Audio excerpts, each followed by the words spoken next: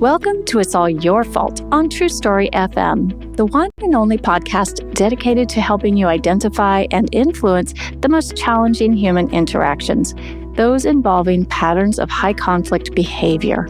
I'm Megan Hunter, and I'm here today with my co-host, Bill Eddy. Hi, everybody. And our special guest, Cherolyn Knapp. Bill and I are the co-founders of the High Conflict Institute in San Diego, California, where we focus on training, consulting, and educational programs and methods, all to do with high conflict.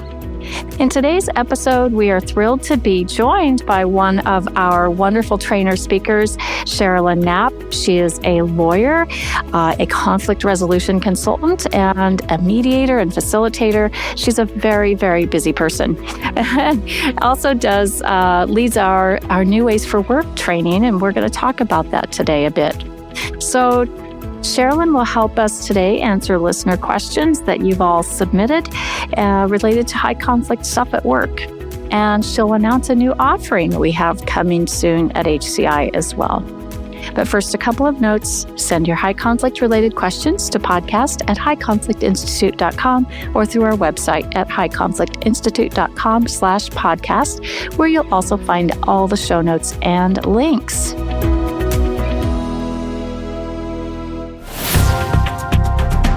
All right. Hi, Bill. Hi, Cherolyn. It's really great to have you back. And it's been a while since we've had you on the podcast. So thank you, Cherolyn. What have you been up to? Hi, Megan. Hi, Bill. Thank you very much for having me. It's lovely to be back on It's All Your Fault. I'm a big fan of the podcast and an avid listener. And I also promote it all of the time when I do my work. I say, this sounds like something that you might benefit from listening to, especially folks who maybe joined the podcast later on to go back and listen to those first few episodes because they're such a great primer about this whole topic that we're talking about. What I've been up to? Well, I live in Canada, in Western Canada, and my work there, I've been speaking at conferences, I've been delivering trainings, I've been doing workplace investigations about when there's allegations of bullying or harassing or discriminatory behavior. I've been doing workplace mediations, helping people who are having a hard time talking to each other. And I do coaching to help people change their behavior so that they can hopefully keep their jobs. So lots of things on the go. And some of my favorite work is my High Conflict Institute work. Wonderful. Well, we, of course, love having you do work with us. So thank you for always being willing and on board and helping a lot of people, it sounds like, in Canada and elsewhere. So let's get started with, today we're going to take some questions from listeners, and thank you, listeners, for sending these in. These are always fantastic, and we're hearing a lot of feedback that people enjoy these. So here's the first one. I enjoy your podcast so much and have found it super helpful, as have some friends that I've shared it with. Thank you for sharing that with us. It makes us feel good. I just became a supervisor in a small office at a large public university. 2 of my employees are being bullied by a woman in another office in our college who has to approve their fiscal paperwork submissions before they go up to the main campus. Instead of emailing them the nitpicky corrections that she demands, she phones them and then comes to our office if they don't answer. In the short time I've been there, she only came once when she could see on my calendar that I would be in a meeting. There have been attempts to stop her before my arrival, to no avail. I reached out to employee relations, and they wanted me to make the woman supervisor speak to her, which I have no authority to do. Do you have suggestions on how I can protect my people? Is there something I could say to the woman herself that might help and not make things worse? Okay, so Cherolyn, is this something you hear about frequently, or is this unusual? It's so interesting because I do work with different types of employee groups, and sometimes it's working with the groups around the clients they serve. So this is an example of where there's interactions between two departments in the college, and it's tricky, right? Because the other person, the person who's presenting with some problematic behavior, is supervised by someone else, but having an impact on this listener's team. And it's so interesting because I think I've written a scenario for one of my training sessions that sounds just like this one. So I would say it is quite usual that maybe we've got conduct by somebody else that's impacting our team. And so what do we do? So I certainly have thoughts about how to support the team and also maybe how to communicate with the other employee. Do you have suggestions? This is the listener question. Do you have suggestions on how I can protect my people? Let's start with you, Cherolyn, and then we'll kick it to Bill next. I mean, how to protect the team, or I might frame that differently, how to support my people. So one would be to make sure that everybody's got skills for dealing with whether it's a difficult customer or a difficult coworker in a different department, right? If you sort of think of those people as internal customers or internal stakeholders, but to make sure that everybody's equipped with when someone comes marching into your office or is sending nitpicky emails, well, that tells me that if it's in person, starting with an EAR statement to state something like, I can see that you're concerned and upset with something that has happened in my office, and I want to say that I appreciate you bringing this to my attention. That kind of statement would help calm the upset person and connect with them, and then to move to, okay, so then let's discuss ways that we can address this, which gets into in the CARS method for analyzing options, right? Just to move from an EAR statement into let's think about breaking down some options for how to address this person's concerns, as opposed to getting into a toe-to-toe debate over whether it was right for them to come to the office or not, and that kind of thing. My thoughts would be very much to agree with you. So I was thinking about that. Is everybody on your team should be trained in EAR statements to help calm other people. And then to be able to say, let's look at our options here. Let's analyze what we can do. It may be beneficial for the team leader and the staff to meet together with this person and say, no, this is important. And so I want to make sure we've got it figured out what to do, because this seems like an important step in the workplace process. So I think, some kind of meeting like that might do two things. One is it kind of puts the spotlight on the person, so they're going to behave well, and also gets looking at what are some solutions. My inclination at that point would be see how it goes, and then if it keeps being a problem, then start talking about setting limits and what the consequences would be if this keeps happening, like talking to someone higher up.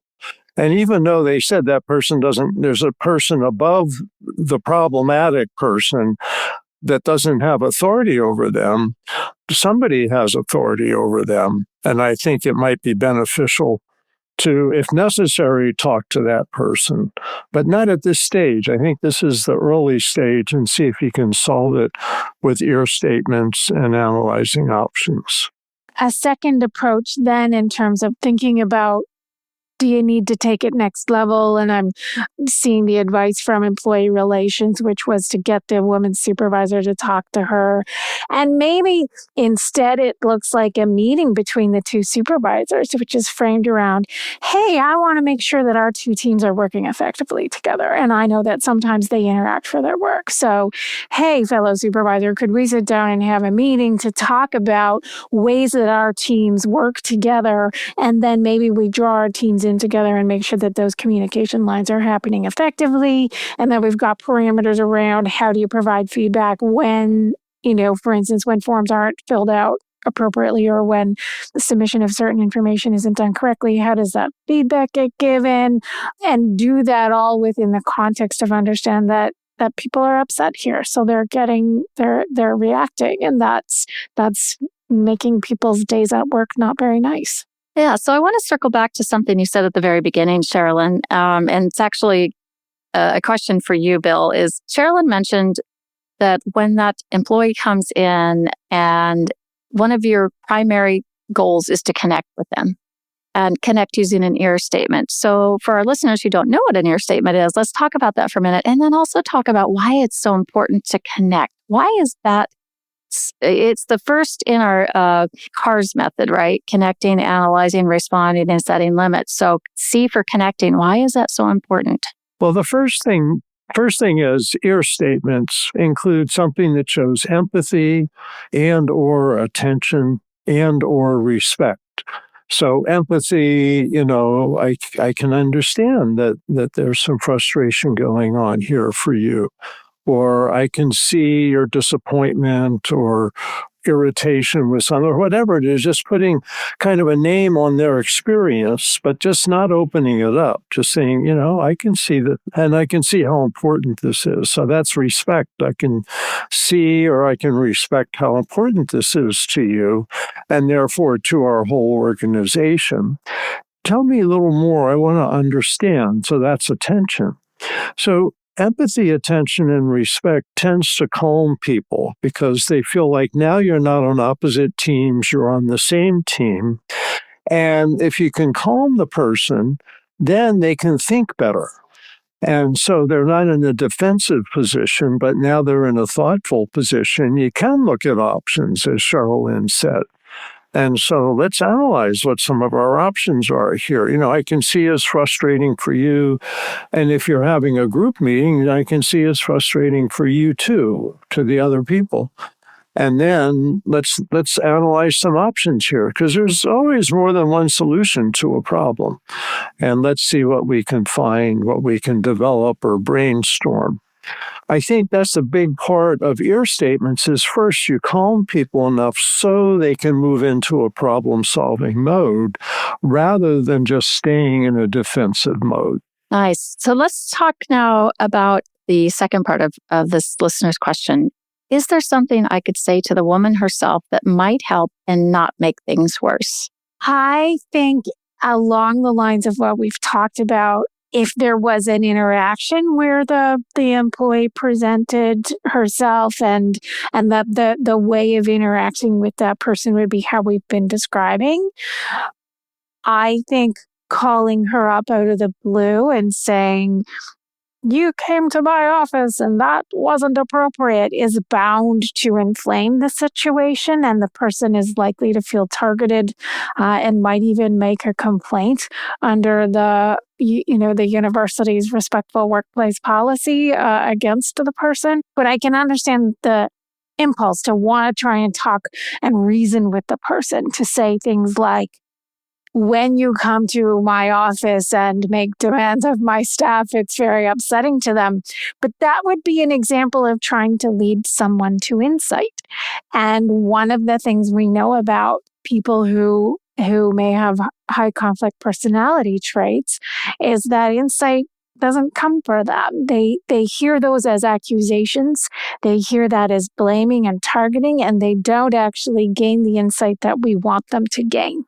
And so my thought on this is that in the moment, if there is an interaction happening, that's a wonderful opportunity to use ear statements like Bill and I have been describing, to say you're listening to the person, to connect with them, and then ideally get them into a thinking stage to think about options for making sure that everybody can do their jobs well, as opposed to getting into a confrontation over the person's inappropriate conduct.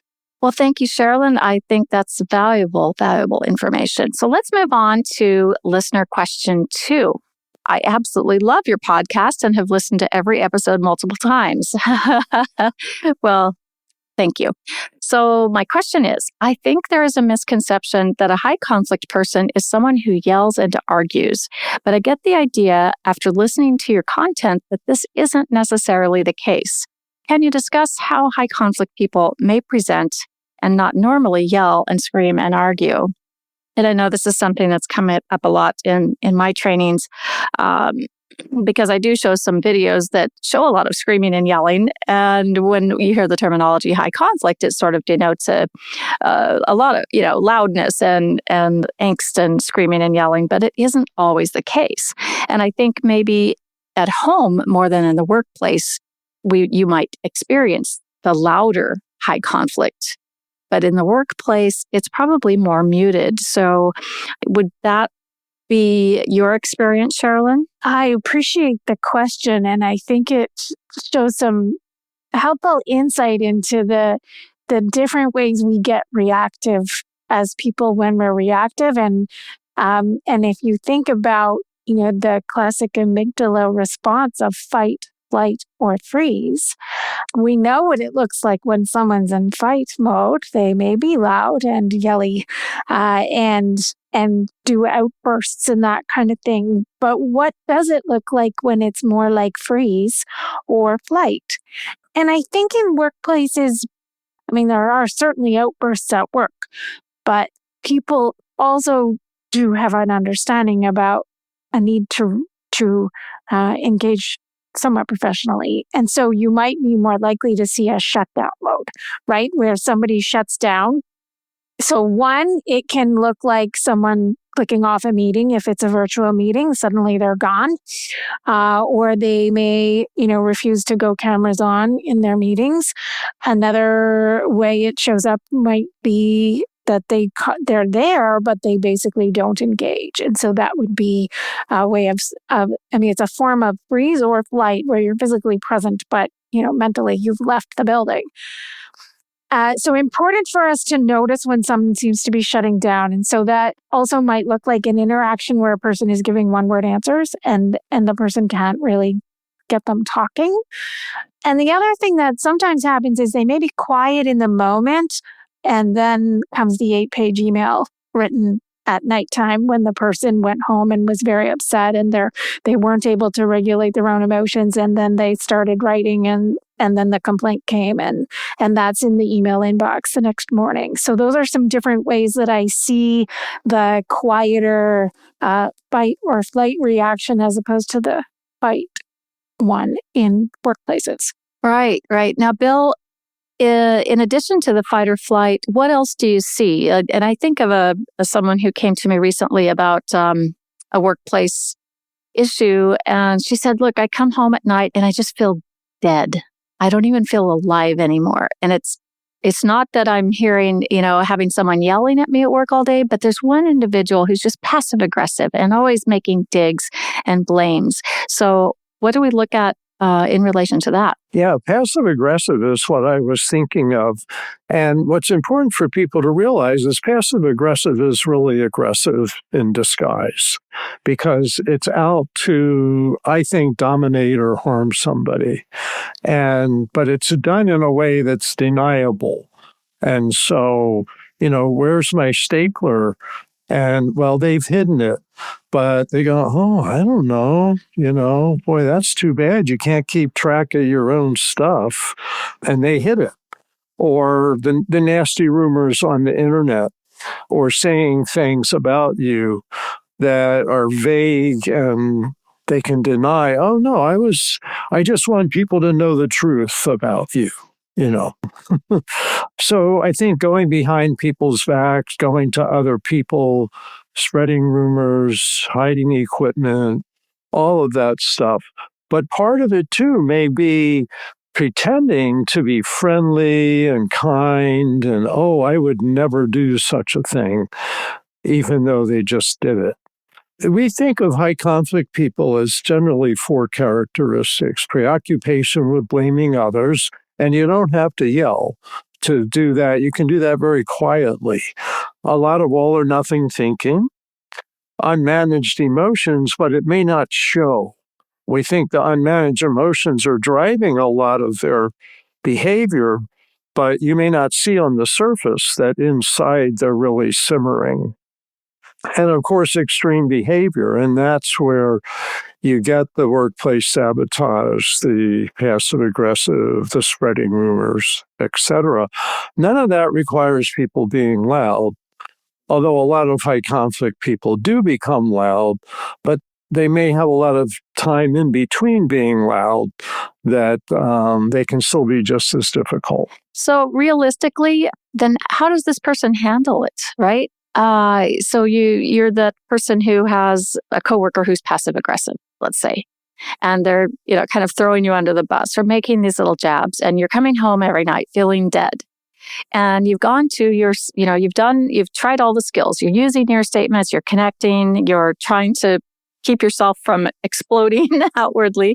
And now you've gone to talk to your supervisor and you're just running into a wall with that, and you're getting nowhere. And they refer you to HR, and HR wants to open an investigation perhaps, or doesn't do anything at all, depending on the company or the size of the company or the workload. What's an employee to do?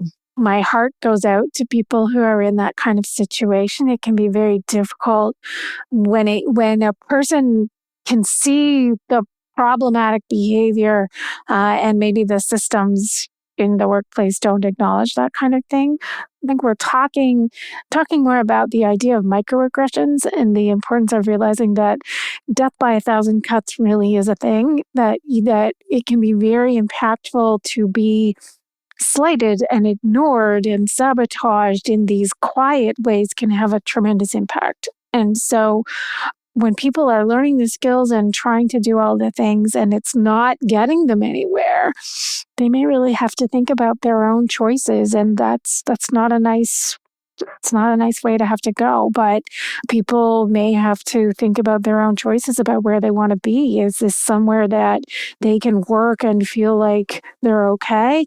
Or do they need to be looking at a different department or a different employer altogether? Yeah, I was thinking that exactly.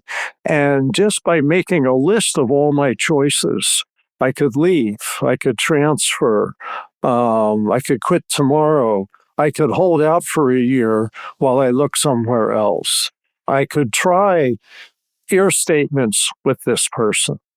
So I think in many ways, you're right. It's looking at your personal alternatives that really may empower the person. You don't feel as alone, that, hey, I've got choices here. And finding somebody you can talk to, even if it's a roommate or somebody. The feeling of being alone with these problems is often the worst part of it. When you go, yeah, there's some bullies everywhere, and there's different ways to deal with them. And I can find a way around this and look at my options, and I think that's the key. So I just really reinforce what you're saying, Cherolyn. Okay, so we will take a quick break and come back and talk about one more listener question. We'll be right back.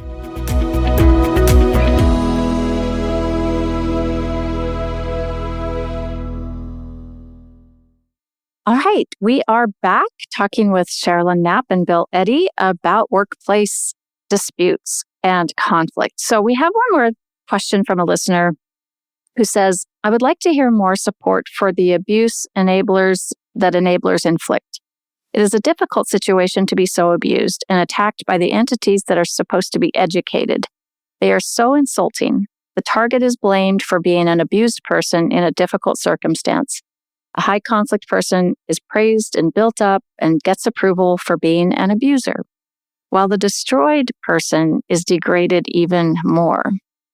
Okay, so this one sounds, like there's some really serious, potentially serious things happening, or at least they're being felt very seriously. So, Cherolyn, what's your initial thought about, there's not necessarily a question, but other than, how would I get more support if I'm in this situation? I want to first acknowledge that the listener who wrote this is clearly feeling a lot of pain, and to really express compassion for that. It sounds like a really difficult situation. Something that pops out for me from this question is about the word enablers. And so what I hear there is, in a workplace conflict, that might be a few different people. That might be supervisors, it might be coworkers, or it might even be the system or the way things work in that workplace as a whole. So I think it's a moment to think about the role of the negative advocate, that sometimes a high conflict person who is enacting abusive behavior towards somebody else can actually get other people doing their work for them, right? That the high conflict person might go to the supervisor and actually complain about the person who is their target of blame, that they might engage the coworkers in a lot of gossip and chatter about, oh, did you see this happen? Did you see that happen? And that can lead to really, feeling humiliated for the person who's on the receiving end of that. So again, not knowing a lot of detail about what this particular listener is going through, but thinking about what does that mean when we call somebody an enabler?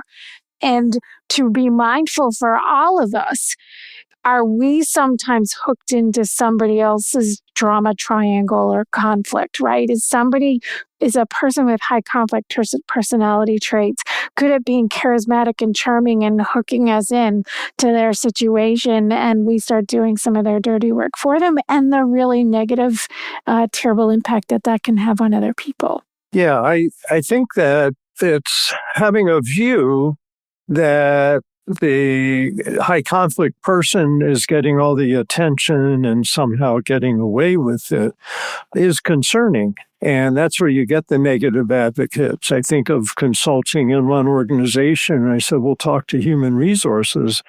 And they said, well, the head of human resources is buddies with this supervisor. And so that may not be the right person. So realizing these three roles, you've got a high conflict person, you have a negative advocate or enabler, and a target of blame. And it is important, I think, as you said, Cherolyn, that we have like three theories of what's going on. Maybe it's this charming person that's causing the trouble. And we often see that, like with a narcissistic supervisor who's really good at kissing up to the people above them while they're kicking the people below them. And we have to realize that could be happening and always entertain that possibility. But at all levels, I think, in a sense, for the person who feels like the target of blame is, as we were saying earlier, look at what choices you have. In other words, we don't know that the organization's going to do anything. Make some efforts, and if you find that's not working, look at what your personal options are. Analyze what you can do, because you never want to feel trapped and helpless. And I think that's part of being the target of blame is you start having those feelings, and you want to get out of that. Write a list of what your options are, because you may not be able to change these people. As Cherolyn said at the very beginning, is insight for high conflict people just usually doesn't come. So if the organization isn't setting limits, having consequences, look at what you can do to make your own life better. Don't just view it as I'm a helpless victim. Because I think for all of us, we have to believe we do have power, we do have choices, even if they're not great choices. Yeah, thank you for that, Bill. It is important for anyone who's feeling trapped and feeling like they don't have choices. And I think you can start in your own mind to feel like there is no way out. And there is a way out. There's not a magic wand sometimes, or maybe ever. And there are small things you can do. You can use your skills. You can have conversations with those who have some power to change things. But if you do reach a dead end, you do have to make those choices. And I really like what you said about making a list about what your options are. It helps you think so clearly and thoroughly through them. We call this list a decisions and dilemmas list. Probably flip that around, dilemmas and decisions, because first you have the dilemma, then you need to make a decision. And so you need to list out what your options and your choices are. I've found it to be very helpful for myself and helpful for those that I've maybe consulted with and coached. So speaking of coaching, I want to wrap this up by mentioning what we do have available for this offerings through our website and through our institute. And one thing that's new is we are offering employee coaching for anyone who, whether you're a manager, you're a leader, you're an employee, and you need some help in a high conflict situation. We now have that. So we'll have that link in the show notes. And since we have Cherolyn and Bill here, and they're both involved with New Ways for Work training, let's talk first, Cherolyn, about New Ways for Work for coaches, for HR, and then we'll talk about what we're doing that's new. New Ways for Work is a program that was developed by Bill, Eddie, and Georgie DiStefano a number of years ago to address these very things that we've been talking about, to help people who may have high conflict personality traits to succeed in the workplace, to work on their own ways that they engage with conflict, and also to support the people in the workplace who may have to deal with those people and who need support for dealing with an HCP supervisor or coworker or person on their team.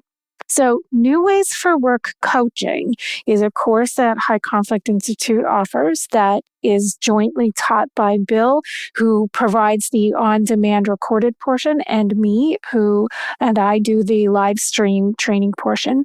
And what we do is people get the background of the detail, the meat or tofu and potatoes of the background to working with high conflict personalities, understanding them and the basic skills that we need to be able to work with them, as well as 2 4-hour live stream sessions of training on how to provide coaching support to people with high conflict personality traits or the people who work with them, all within a workplace context. We make use of the New Ways for Work manual and workbook, coaching workbook, which is a system that was developed by Bill and Georgie for helping someone shift their behavior to be more, get along better in workplaces and handle conflict better. So that workbook focuses on teaching people the 4 big skills, which are managing emotions, flexible thinking, moderate behavior, and checking yourself. And so we really break that down and help people with how do you teach that to somebody. And then, because plenty of people come who are in coaching roles and say, okay, but I help people who work with the high conflict person. What do I do there? And so the coaching course also helps people who support a coachee who's in a high conflict situation at work with using the CARS method that we talked about today, and how to break that down and how to teach that method to somebody else. The focus of the New Ways for Work coaching course is for people who are in a one-on-one coaching dynamic. So that might be HR professionals, EAP consultants and counselors. It could be conflict coaches. It could be executive coaches. It could be therapists. And it also could be leaders, because some leaders take that coaching piece on a one-on-one basis. But basically, the key here is that the coaching courses for people who deal one-on-one in some kind of interactive model like that, to teach them how to teach someone else these techniques.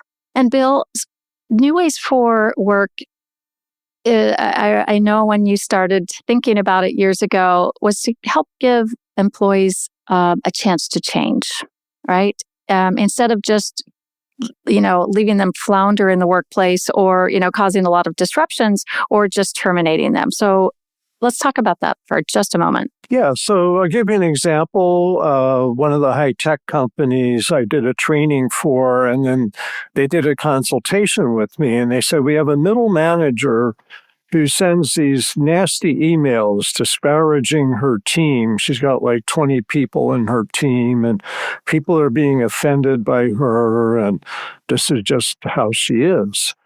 And so should we fire her or keep her? And what I said is, well, give her some coaching in how to do BIF emails, brief, informative, friendly, and firm. Give her 3 coaching sessions and see if she can begin to change. If she can begin to change, then that's hopeful and encouraging. And you may be able to keep a manager who knows the business but doesn't have good people skills. In the high-tech field, they call them sharp elbows. I don't know what the outcome was, but that's what I recommended. In general, we haven't done a study on the coaching outcome, but anecdotally, it seems to be about half of people do improve their behavior enough to maintain their employment, and about half of people don't change their behavior and may need to be moved out of the position they're in. That's just a real rough estimate. But if you figure traits versus disorders, that if people have high conflict personality traits, then they may be more workable and able to learn to manage their emotions and learn to have more flexible thinking. Whereas some we know just aren't going to change. That's, personality disorders. Some people with personality disorders can change, but that's one of the characteristics of personality disorders is an enduring pattern of behavior.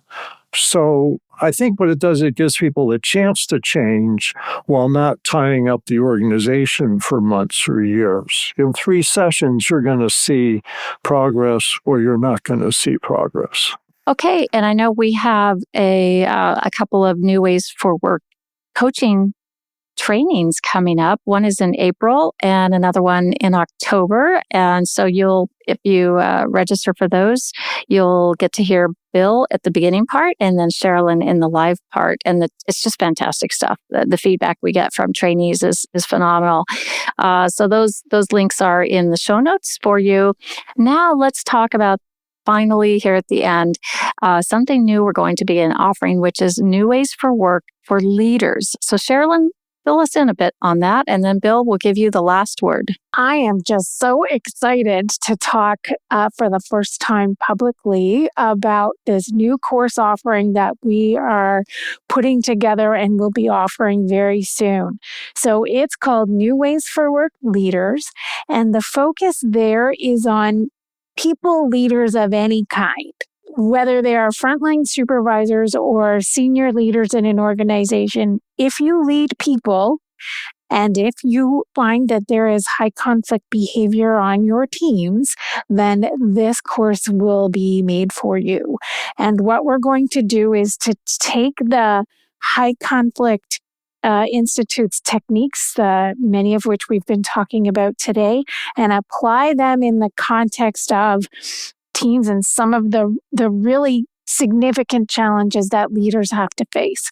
So whether that is learning how to handle disruptive behavior in team meetings and group settings, to handling those reply all email or Teams Messenger email avalanches that happen, to how to handle it when the tables get turned, when there are attempts to manage this person's performance and they turn the tables on the leader and say that the leader is actually the bully, and even toxic group behavior when sometimes a group can take on a high conflict character, whereas maybe the individuals wouldn't have fallen into that category, that the group behavior can really go off the rails. So those are the kinds of things that we're going to address in this course, and we are just super excited to be launching it coming soon. So look for, get on the newsletter email list if you're not on it already, and look for dates coming up.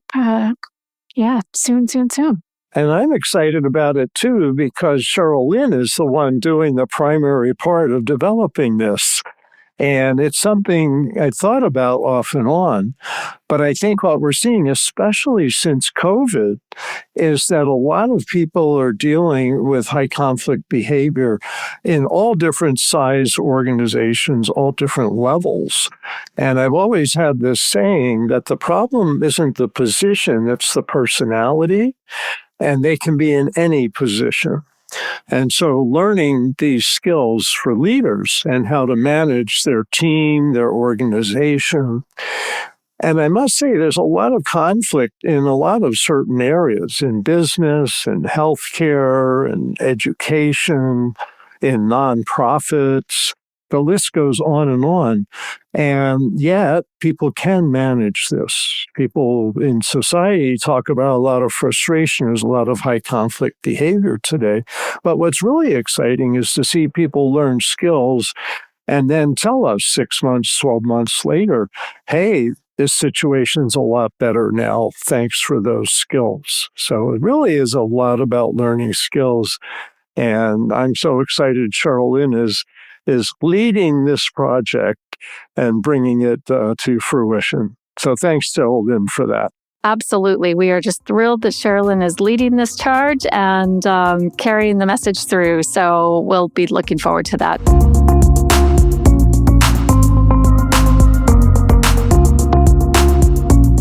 Thanks, listeners, for being here today and listening in again. Next week, we'll have another guest, Sonia Woods, one of our conflict influencers here at High Conflict Institute. She brings a unique perspective from her upbringing in France and working in different countries throughout her career, and finally landing in the U.S., launching on a mediation career. Send your questions to podcast@highconflictinstitute.com or submit them to highconflictinstitute.com/podcast.